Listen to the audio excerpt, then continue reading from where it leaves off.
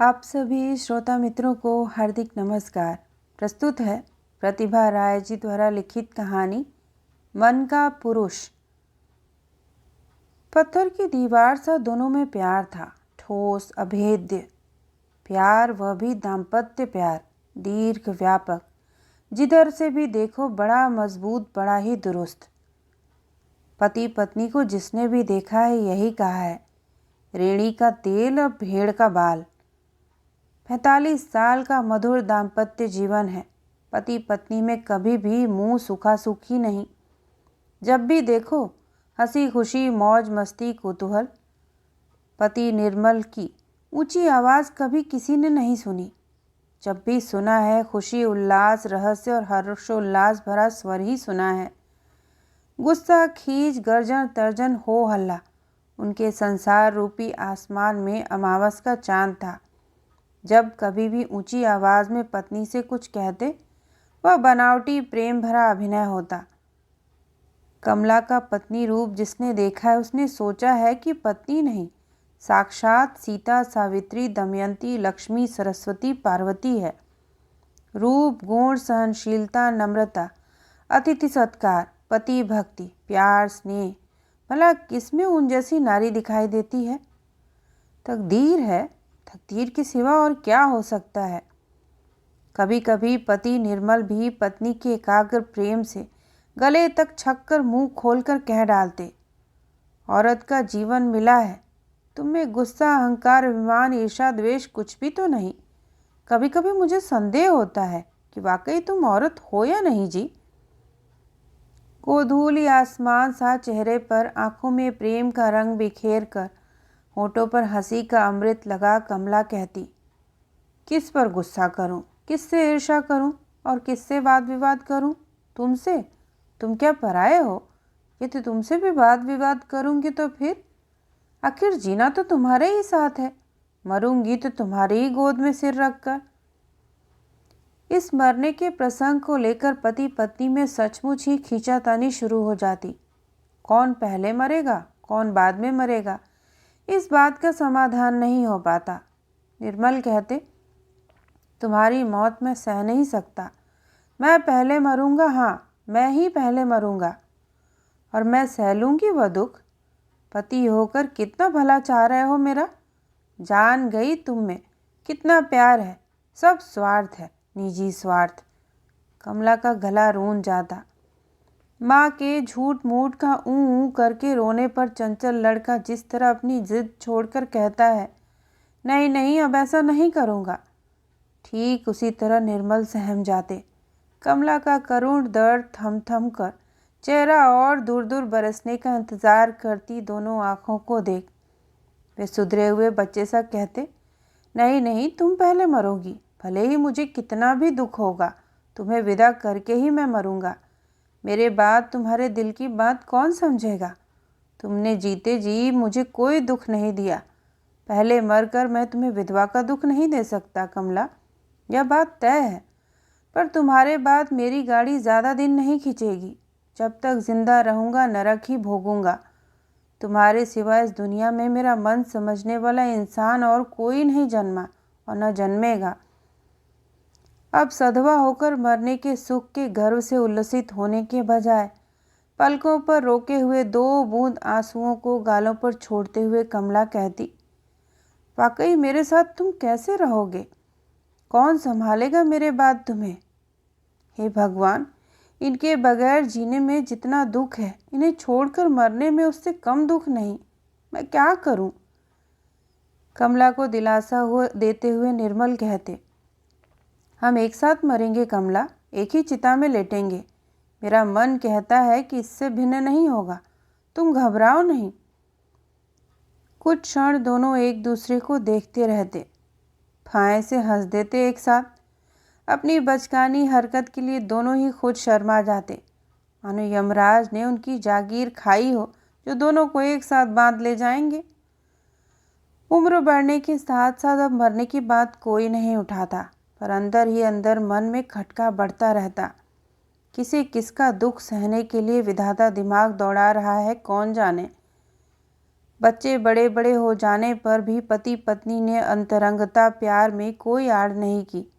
अपनी उम्र के कई अन्य दंपतियों की तरह लोगों को दिखाने के लिए सांसारिक वैराग्य नहीं अपनाया। जवानी और बुढ़ापे के बीच दाम्पत्य प्रेम का कम ज़्यादा होना उन्होंने महसूस नहीं किया, बल्कि दोनों ने महसूस किया कि गर्मी के दिनों का कुआं ऊपर से खुद ब खुद गहरा दिखने या उम्र बढ़ने के साथ साथ प्यार और गहरा हुआ है। आपस की समझ गाढ़े औटे दूध की तरह खाटी हुई है। किसी एक की भूल के लिए दूसरे के दिल में कितना तर्क प्रमाण जुट जाता है।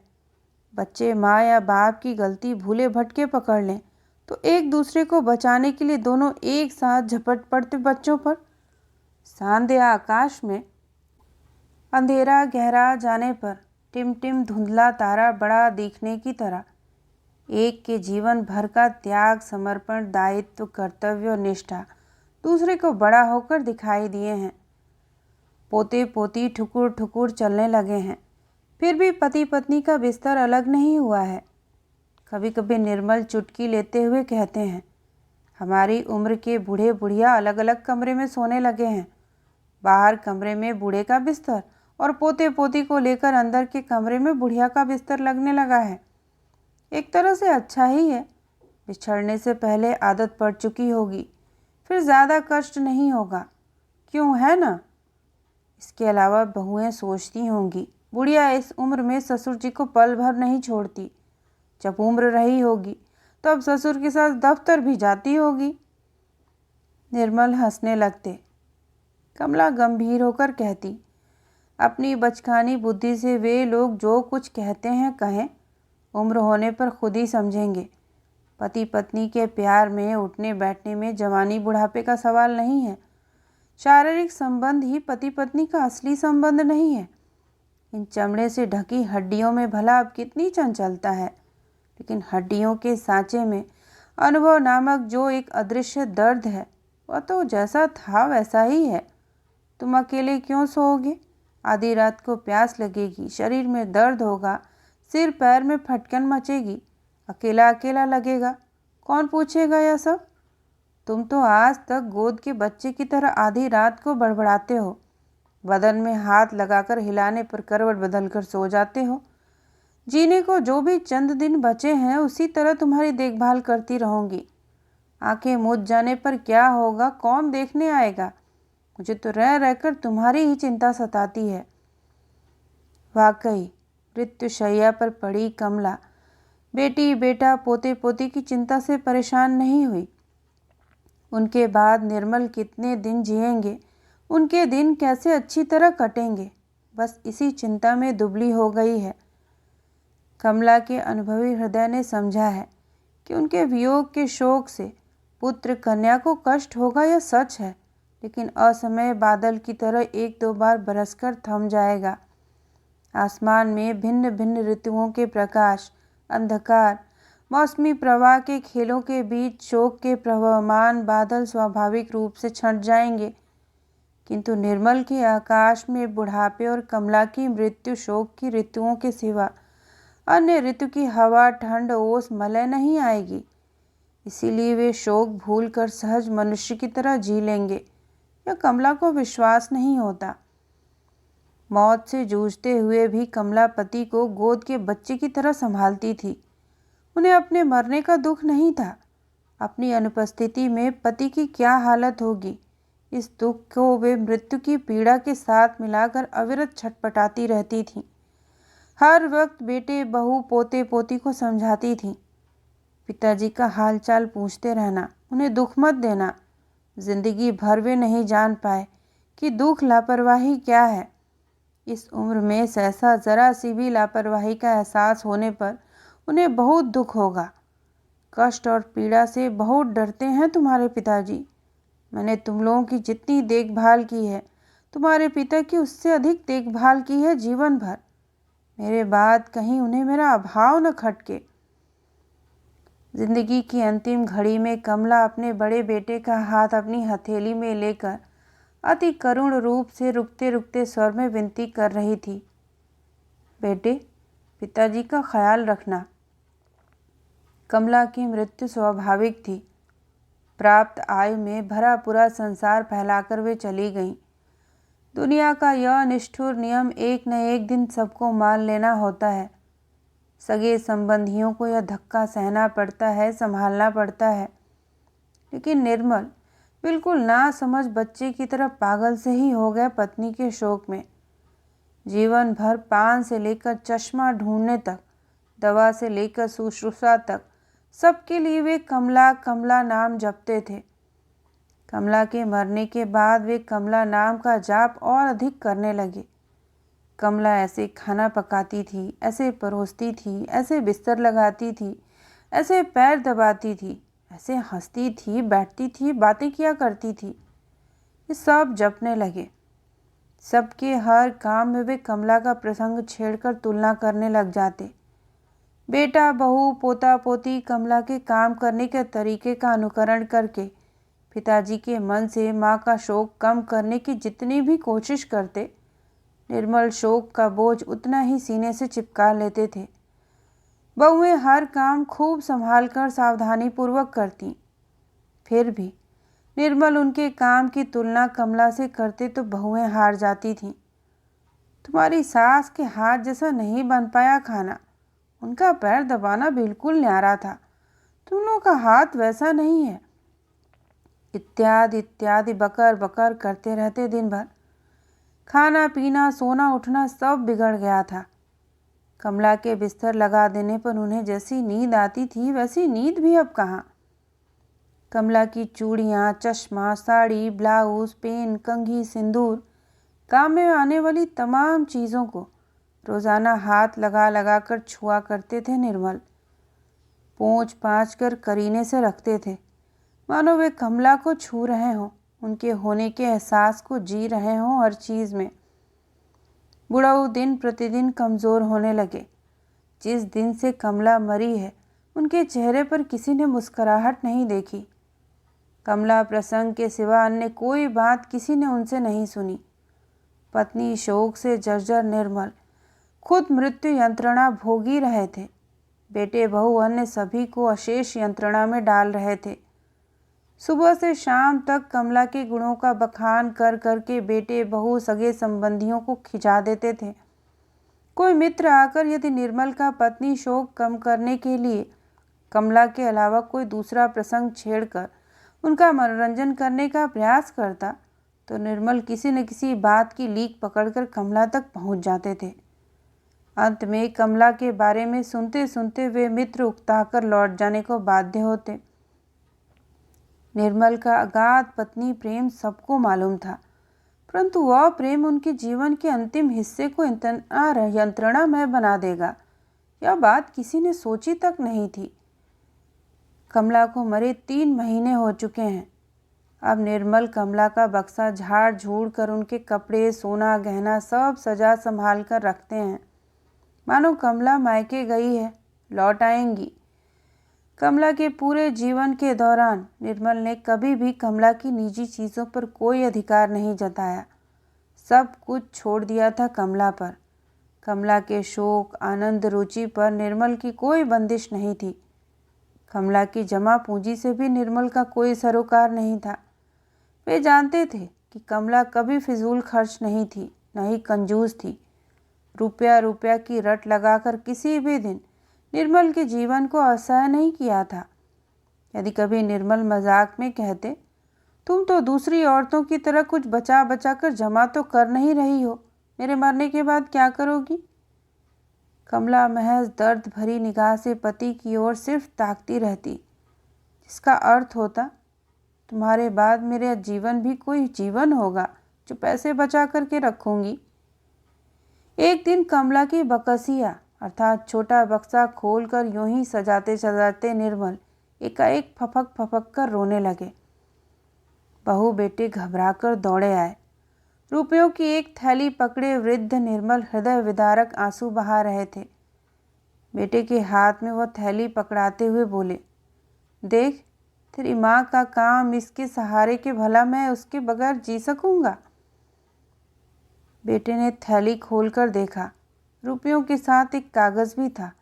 उस पर कमला के हाथ से लिखे अक्षर।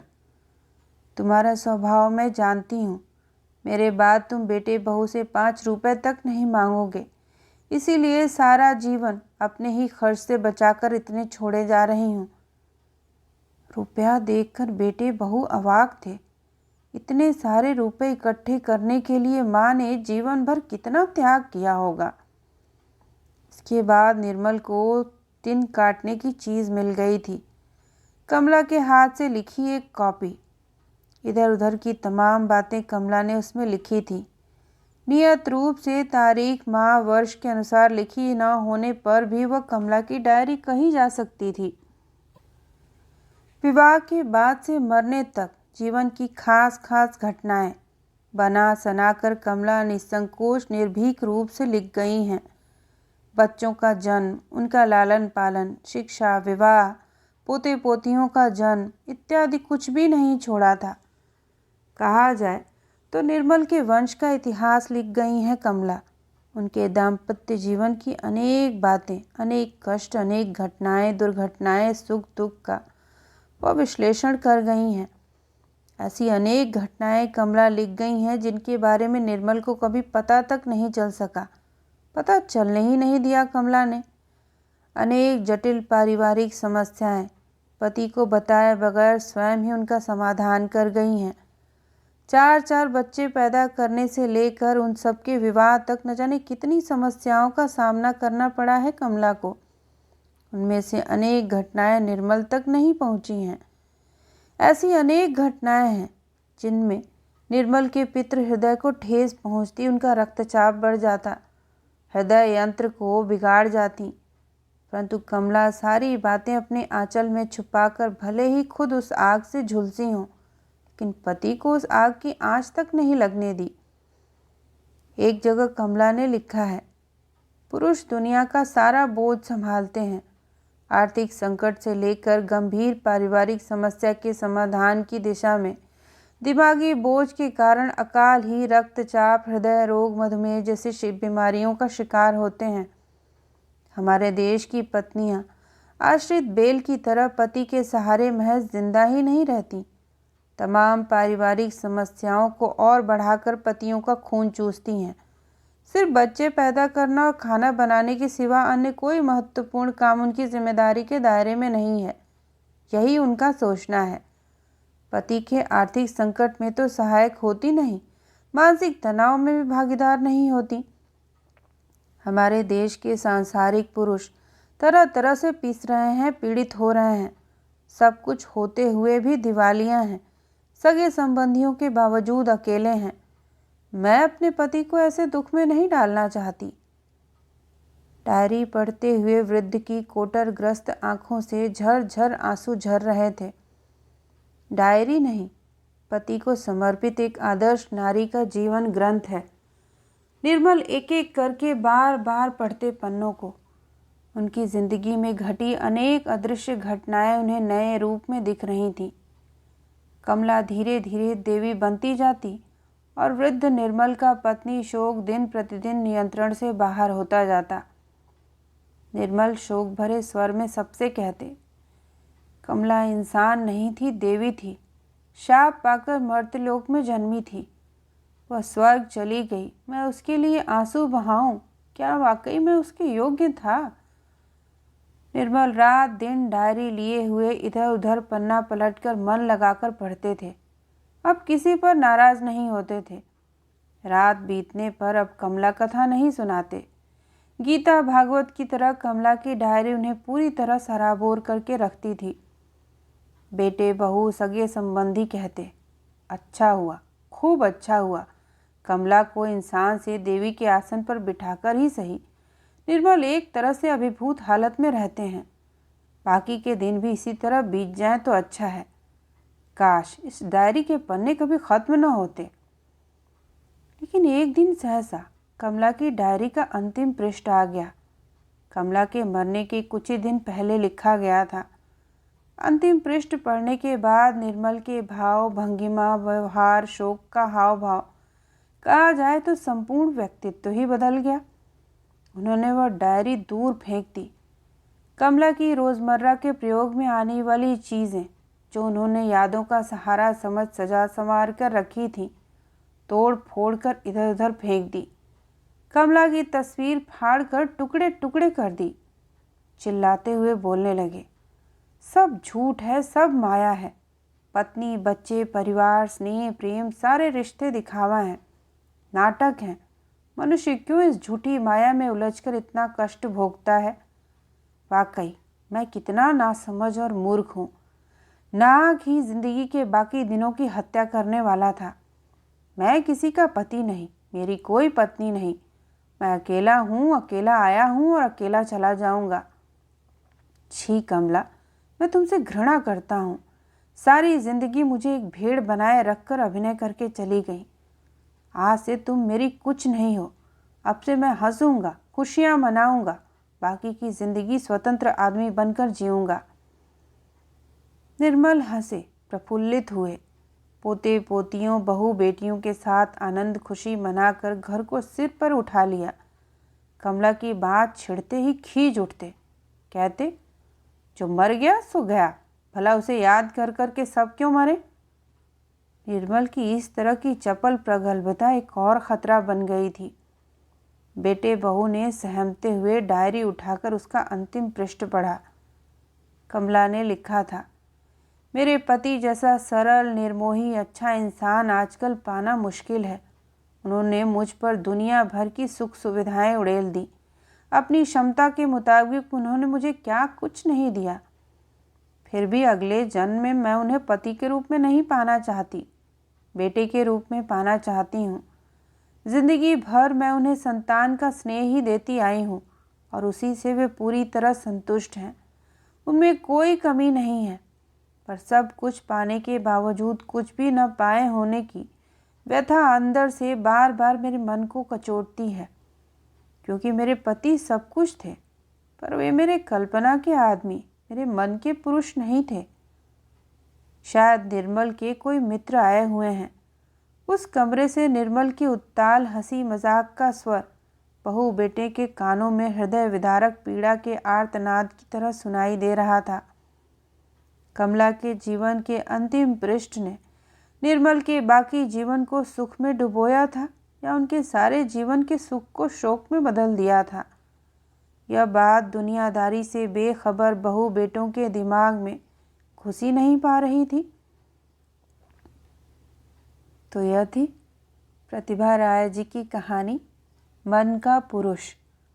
सुनने के लिए आप सभी का धन्यवाद।